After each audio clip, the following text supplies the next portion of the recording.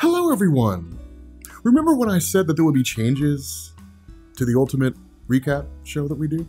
Yep, this is one of those. Benny has decided that it's in his best interest to take a short break, to go on vacation. So that's what he's doing. Benny is on vacation right now. Now, of course, myself and Caitlin will be the ones hosting the show this week. We'll be the ones kind of guiding you through the nature of the show, which is to recap all the comics from last week that you may have missed, to give you the essentials in order to get caught up. But, you know, Caitlin and I also recognized the contributions of Sal over at Comic Pop.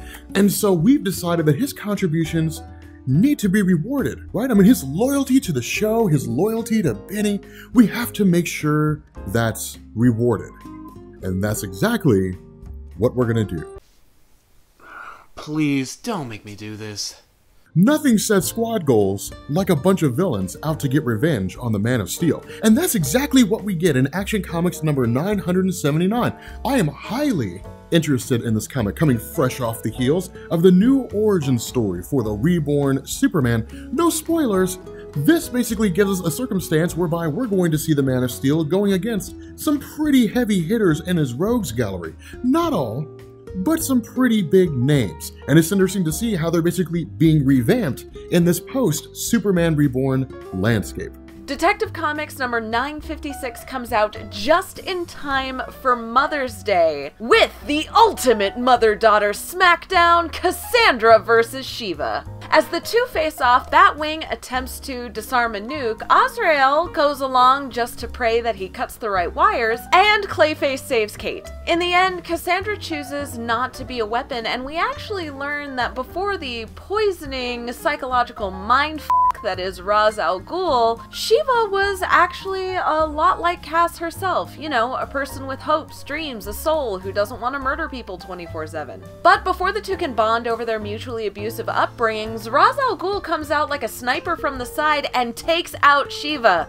And I guess that's not like a sniper from the side, it's literally a sniper from the side. Like he's wearing his demon full cult robes and he's got a fancy weapon there. Does anybody know what type of gun that is? Because it looks pretty cool. Secret Warriors number 1 gives us one aspect of the hostile Hydra takeover from the perspective of former S.H.I.E.L.D. agent Daisy Johnson.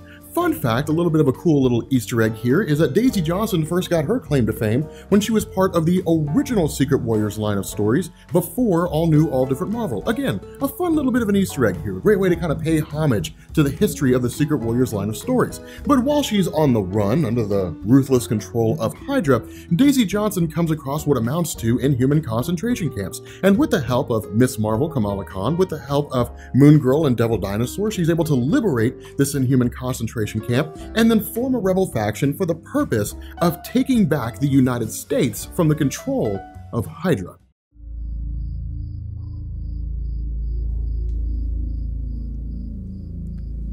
Hello?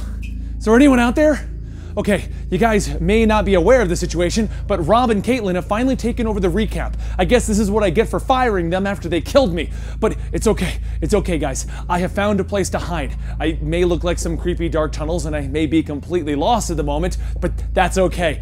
There may be like a monster or something out here, but I don't know. As long as I stay one step ahead of Rob and Caitlin, I'm okay. I've got this. And I brought one of my favorite comic books, Deadpool, to keep me occupied this whole time. It's 80 pages long, so I can read it for quite a while lost in these caverns and caves and stuff that I'm in.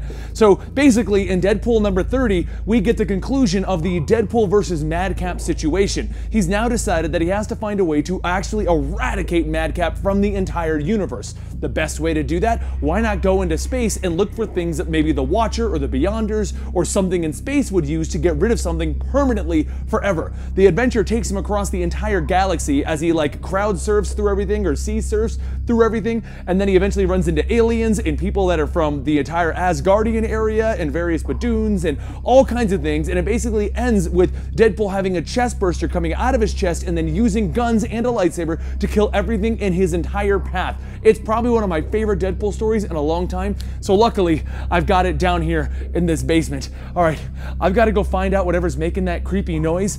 Don't worry guys though, Rob and Caitlin will not win. I have the willpower to fight against them, and I will be back soon.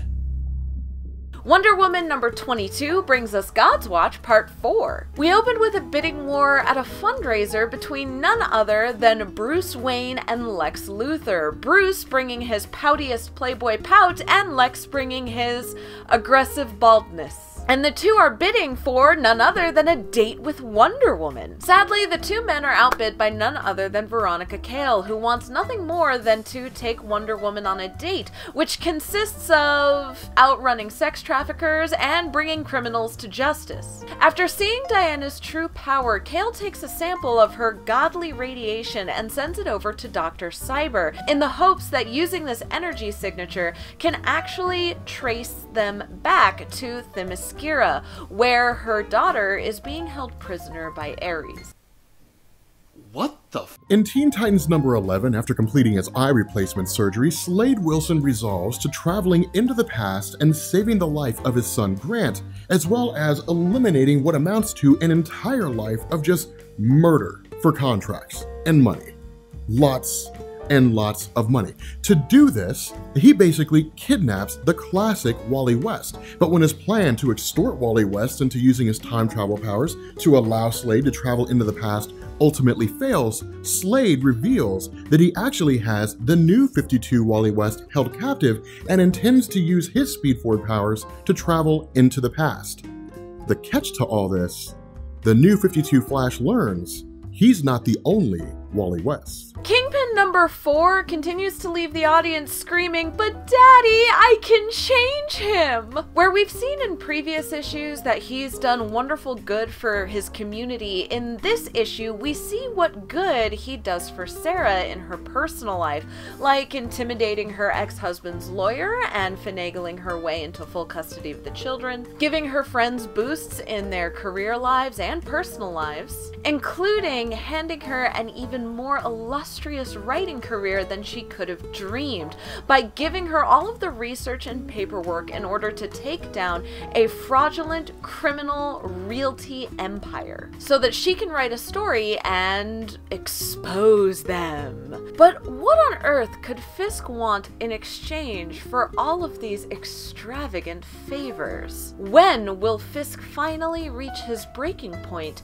and drop his good guy mask? And when will this become the telenovela that we've all been waiting for? Avengers X, that's right, the greatest of them all, reappears in Avengers number 7. Cressida, the Avenger with the power to boost the powers of others, returns. However, her triumphant return is cut short when Dr. Doom busts in, demanding the help of the Avengers in tracing these magical anomalies that are happening all over the world. Ultimately, the source of these magical anomalies comes from a handful of girls at a summer camp who are using magic in order to get ahead, which includes ritualistic sacrifice. That's really messed up. I know girls are mean, but I didn't realize they were that mean. However, with the Avengers busting into the scene and basically saving the day, it's Nadia Pym who actually views these girls as being worthy of redemption, as opposed to being resigned to the realm of villainy for the rest of their life. As a result, Dr. Doom moves Nadia Pym from the realm of being a crazy mad scientist to being in the realm of a smart superhero. New Superman number 11 brings us a nude speedster in China, and guess what they're called?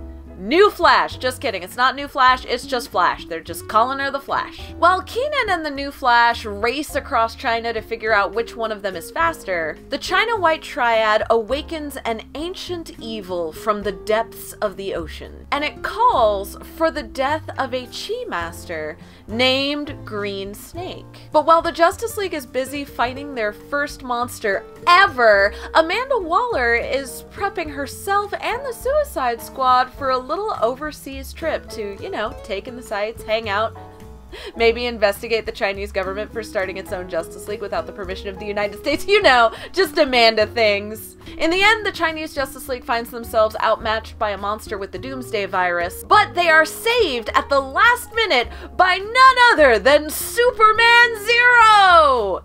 Yeah! As somebody who didn't really enjoy most of the X-Men during the early days of all new, all different Marvel, X-Men Blue number 3 keeps hitting all the strides. That's correct. We get to see the X-Men facing off against Sentinels, Not only that, the Sentinels are being led by a villain that we haven't seen for quite some time, playing a role he hasn't played for quite some time. Former fans of the X-Men franchise will know this guy as a blend between Nimrod, the perfect Sentinel, and Master Mold, the machine that made Sentinels. Okay guys, I'm back, because you know what? I know Rob and Caitlin are gonna screw up my show. So what we're gonna do this time is I'm gonna handle the honorable mentions of the week, because while not every comic had something important happen, somebody wants to know what happened in every comic. Suicide Squad number 17 is Zod versus the Annihilation Brigade. Zod now has a kryptonite explosive in his brain and he's been sent on his first mission with the squad. But as you can imagine, it really isn't gonna last for very long. At the ending, he's already finding a way out of it. Rocket number 1 is a lot like Ocean's 11, with aliens and a raccoon. Guardians of the Galaxy Mother Entropy number 2 has the Guardians trying to recreate a Freaky Friday moment as the crew is put to the ultimate test to rule another dimension, which includes body swapping and living through your darkest nightmares. In Amazing Spider-Man Renew Your Vows number 7, we finally get to see the epic battle between Spider-Man, Magneto, and the Brotherhood of Evil Mutants. There's even a little Wolverine peppered in there. Superwoman number 10 has Superwoman adjusting to a life without powers as she takes up a new form of vigilantism. Private investigation! She is searching for the man who put Crash in jail, and the true history of Steele's family is revealed. Uncanny Avengers number 23 has Wonder Man coming back, and Synapse attempts to save lives by entering mines. And Supergirl number 9, the team up with Batgirl continues, and the two of them find themselves trapped in the Phantom Zone, facing down with the Phantom King. And in Hal Jordan and the Green Lanterns number 20, we discover that time travel is still just as confusing as it ever has been, but it pretty much resolves with the Green Lanterns deciding that they cannot stop the enemy coming after them because the enemy was created by Hal Jordan leaving the gauntlet behind, but the enemy was created in the far, far flung future and then came back in time to stop the Green Lanterns before they could actually become a threat to him. And so Hal Jordan has to go to where he left the gauntlet to prevent the enemy from the future to go find the gauntlet. It's a really confusing mess, but basically at the ending of the whole thing, the Green Lanterns give up their rings so that Hal Jordan can run off and prevent the whole thing from happening. All right, so I'm basically gonna go find a way to get back at Rob and Caitlin. I've got the plan and I got the willpower, guys. So if you enjoyed this show, let us know in the comments down below and follow us all on Twitter. Go ahead and follow Rob and Caitlin at Comics Explained and at That Sea Monster and tell them how bad it is of them to steal my show from me. They kill me and they steal my show? I'm gonna get back at them. I'll see you guys next week on next week's recap.